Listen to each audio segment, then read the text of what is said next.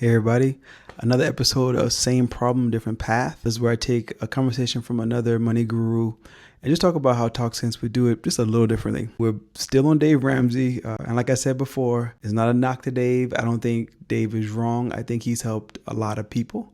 I just think there are pieces that get missed in his calls and folks that he talks with. All right, so let's get into it for today. So we have a couple, Ariel and Darren. They are Ramsey folks. They've followed the plan. Then they said they were like on like step 3 or 4 of the plan. They've read the books and in good faith said, hey, let's call Dave. So for context, Ariel went back to school. She got a social work degree and ended up with $300,000 in student debt. Darren's in analytics, data analytics, and he works for the government. He brings home about $5,000. They live in New Jersey. They recently paid off their house, so Dave celebrated that, of course. And they have a 6-month-old. Little more context. Ariel has like a seizure disorder that prevents her from driving, which kind of limits the options that she has for work. But they called because they were like, hey, we don't want to leave a legacy for our daughter. How can we get help? So Dave and his co-host, they run the numbers, do basic math, right? Which just says, okay, if you have $50,000 a year, you'll be done in 6 years. But they're only taking home about $5,000 a month. So there's really no margin. They gotta live. So they say, hey, maybe get more income. Darren, you work for the government. Maybe consider going to the private sector, or maybe even moving. And all that makes sense on paper. But then it turns a little weird because he starts talking about the degree of Ariel.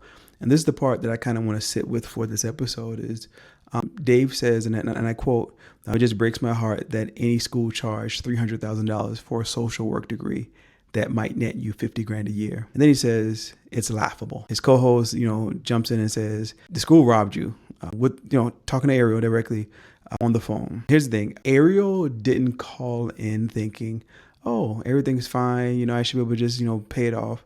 I think she's already carrying that weight. She's married. She has a new baby. She's already carrying that weight of, did I choose the right major?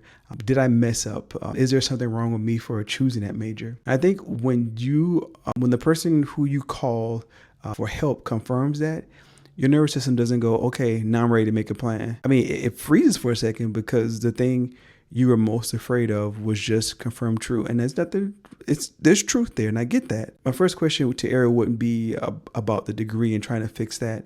It'd be like, do you still care about this work right now? Because if you do, then there are paths that you could try, right?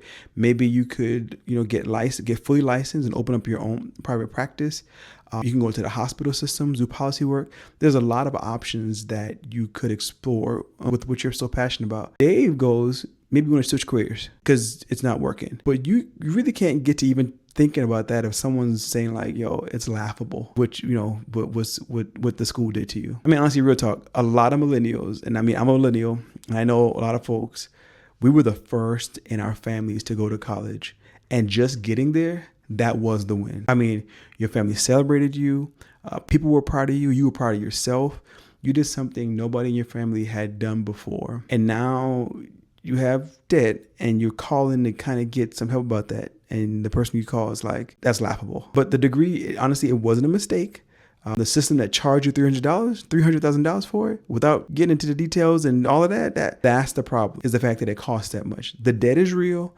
The work it takes is going to get to fix that is going to be real. We're not ignoring that, but we can't start with, let's just jump straight to the numbers, even if that's what you call for, because that shame that he put on, it doesn't really build anything. It just makes people feel like the hole that they're in is their identity. And the reality is the whole is not who you are. It's just where you're starting from. And as I always say, that's kind of where TalkSense begins. That's kind of our difference. Yeah. So that's all I got for today. No. Actually, one more thing I really want to say, because I think that this narrative is bigger than just this person. To all the social workers, the teachers, the counselors, the people who picked majors because they wanted to help other people, and you knew going in, it wasn't going to make you rich.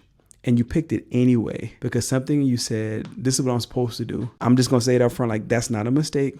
That's a calling. And the fact that the system doesn't pay you what you're worth, that's not on you. That's on the system that we exist in. So if you're sitting there with debt and a degree and somebody made you feel stupid for your decision, I want to let you know you're not stupid. I see you. What you do matters. The people that you serve, they matter. And there's absolutely a path forward. It just has to start with someone or something or some tool like TalkSense that wants to see the whole picture, not just the spreadsheets. Okay, for real. Now I'm done.